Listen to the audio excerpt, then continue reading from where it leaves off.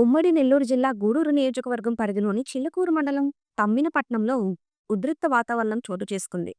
Chris-city భూముల పరిహార విషయంలో స్థానిక పలు గ్రామాల రైతుల మధ్య తలెత్తిన విభేదాలు తారేస్థాయికి చేరినట్లు తెలుస్తోంది. తమకు న్యాయం చేయాలని కోరుతూ జాయింట్ కలెక్టర్ శుభం బన్సల్ కాన్వాయ్ను లింగవరం పంచాయతీ రైతులు అడ్డుకున్నారు. తుమ్మినపట్నం ప్రాంతంలో పరిశీలనకు వచ్చిన జేసీ కాన్వాయ్ ముందు నేలపై బైఠాయించి పెద్ద ఎత్తున నినాదాలు చేస్తూ నిరసన వ్యక్తం చేశారు. క్రిస్-సిటీ భూముల పరిహారం విషయంలో బినామీ పేర్లతో అవకతవకలు జరుగుతున్నాయని ఆరోపిస్తూ లింగవరం పంచాయతీ రైతులకు న్యాయం చేయాలని కోరుతూ అధికారులను నిలదీశారు. ప్రతి ఒక్కరికి పరిహారం ఇవ్వాలని, న్యాయం చేయాలని డిమాండ్ చేశారు. ఈ నేపథ్యంలో రైతుల సమస్యలను జాయింట్ కలెక్టర్ శుభం బన్సల్ సావధానంగా ఉన్నారు. పలు గ్రామాల రైతులతో చర్చించారు. ఈ క్రమంలో మరొకసారి పునఃపరిశీలన, అర్హులైన వారికి పరిహారం అందేలా చూస్తామని జాయింట్ కలెక్టర్ శుభం బన్సల్ వెల్లడించారు. విచారణ జరిపి న్యాయం చేస్తామని హామీ ఇవ్వడంతో లింగవరం పంచాయతీ రైతులు శాంతించారు. ఆయన వెంట గూడూరు సబ్ కలెక్టర్ రాఘవేంద్ర మీనా, పలువురు అధికారులు ఉన్నారు.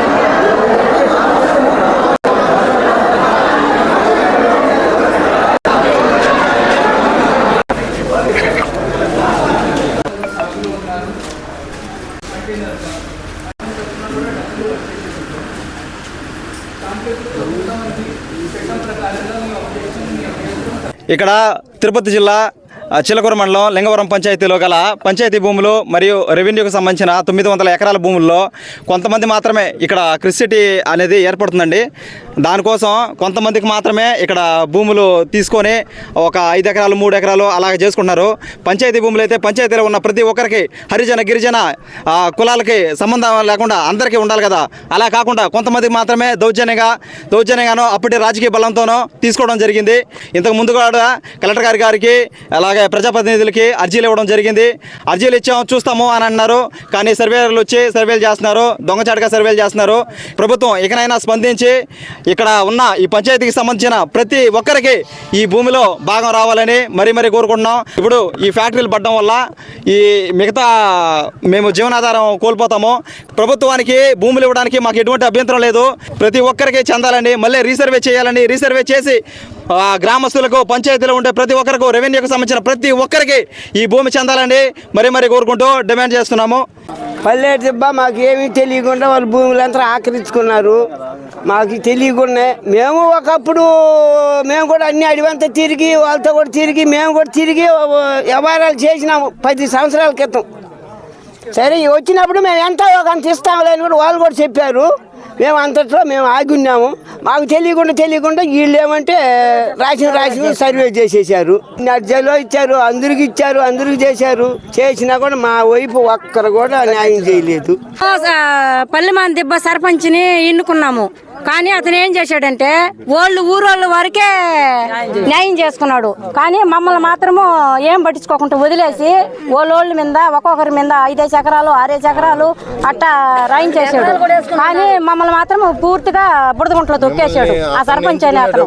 ఇప్పుడు అన్ని అడివంతా ఫ్యాక్టరీలు పడుతున్నాయి. ఇప్పుడు ఆ ఫ్యాక్టరీలో కూడా మాకు జాబులు ఇవ్వలేదు. మేము ఎట్ట బతకాలా?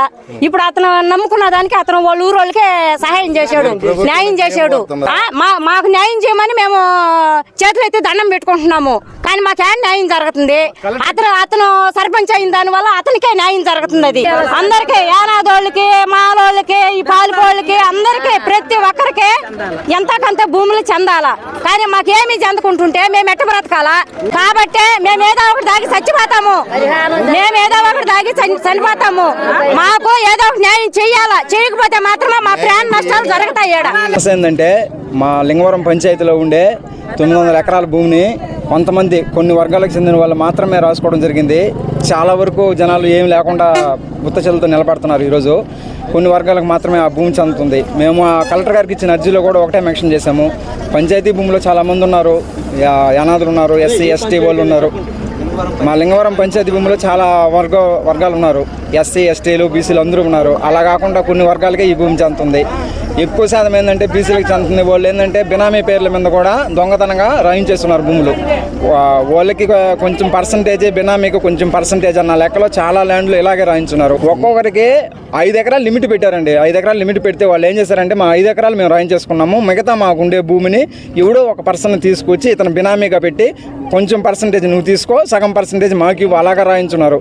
ఈ భూములన్నీ ఐడెంటిఫై చేసి గవర్నమెంట్ వాటి మీద స్పందించి లేని వాళ్ళకి రాస్తే వాళ్ళు ఎవరంత బాగుపడతారని మీ మీడియా తరపు నుంచి మేము కోరుకుంటున్నామండి. ఈరోజు మనం ఇక్కడ సిబిఐసి క్రిస్ సిటీకి వచ్చాము, చిల్లకూరు మరియు కోట మండలంలో. సో ఇది చాలా లాంగ్ స్టాండింగ్ ప్రాబ్లం. ఇది 15 సంవత్సరాల నుంచి ఇది ప్రభుత్వం భూమి, కానీ చాలా మంది సాగులు ఉన్నారు కాబట్టి ఇది గతంలో కూడా డబ్బులు రిక్వెస్ట్ చేశారు. సో ఇప్పుడు గవర్నమెంట్ చీఫ్ మినిస్టర్ గారు ఆధ్వర్యంలో మరియు స్థానిక లీడర్స్ ఎమ్మెల్యే గారు అందరితో కలిసి ఇది ఒక ఎక్సర్సైజ్ చేయడం జరిగింది గత సంవత్సరాల్లో. ఎవరెవరు సాగులో ఉన్నారో వాళ్ళకి ఎలా ఎక్స్గ్రేషియా ఇవ్వాలి, ఇది మనం డ్రోన్ సర్వే చేసి, ఫీల్డ్ సర్వే చేసి, శాటిలైట్ ఇమేజెస్ చూసుకొని మనం ఒక ఎక్సర్సైజ్ చేశాము. గవర్నమెంట్ తరఫున కూడా దీంట్లో గవర్నమెంట్ ఆర్డర్ జియో వచ్చింది. సో ఇప్పుడు కొంతమంది అబ్జెక్షన్స్ ఇచ్చారు, అది సబ్ కలెక్టర్ గారు తీసుకున్నారు, ఇక్కడ సబ్ కలెక్టర్ గూడు. సో అది అబ్జెక్షన్స్ తీసుకొని ఈరోజు కూడా అభ్యంతరం పెట్టిన వాళ్ళు వచ్చారు. సో మళ్ళీ మనం ఇంకొకసారి వాళ్ళ పొలంకి వెళ్ళి వాళ్ళకి నోటీస్ ఇచ్చి, పర్సనల్ ఒక అవకాశం ఇచ్చి, మళ్ళీ ఇంకొకసారి సర్వే చేసి వాళ్ళ అభ్యంతరం చట్టం ప్రకారంగా రిజాల్వ్ చేసి ఈ ప్రాజెక్ట్ ముందుకు తీసుకువెళ్తాము. మనం మళ్ళీ ఇంకొకసారి చెప్తున్నాము, ఇది చాలా లాంగ్ స్టాండింగ్ ప్రాబ్లం, కానీ ఒక పబ్లిక్ బెనిఫిట్లో మరియు ఎలా పబ్లిక్ పర్పస్ కోసం ఇది ఎలా సాల్వ్ చేయాలి, ఇది మనం ట్రై చేసి ఇది గవర్నమెంట్ ఆర్డర్ వచ్చింది, మరియు ఇది చట్టం ప్రకారంగా అంత చేయడం జరిగింది. ఇప్పుడు కూడా ఎవరికి ఏమైనా ఇబ్బంది ఉంటే మనం అది తీసుకొని రూల్ ప్రకారంగా అది రిజాల్వ్ చేస్తాం. జియో ప్రకారంగా ఒక ఎకరాలకి 8 lakhs ఇస్తున్నాము. అది సాగులో ఉండాలి, దాంట్లో కొన్ని కండిషన్స్ ఉన్నాయి జియోలో కూడా. మరియు డబ్బులు ఇచ్చినప్పుడు కూడా మళ్ళీ ఇంకొకసారి పొలంకి వెళ్ళి వెరిఫై చేసి ఇవ్వాలి. అది సబ్ కలెక్టర్ గారి బాధ్యత. డబ్బులు ఇచ్చిన ముందు మొత్తం సర్వే టీమ్స్ ఫీల్డ్కి వెళ్ళి వెరిఫై చేయాలి. దాంట్లో కూడా మీరు చెప్పిన విధంగా ఏమైనా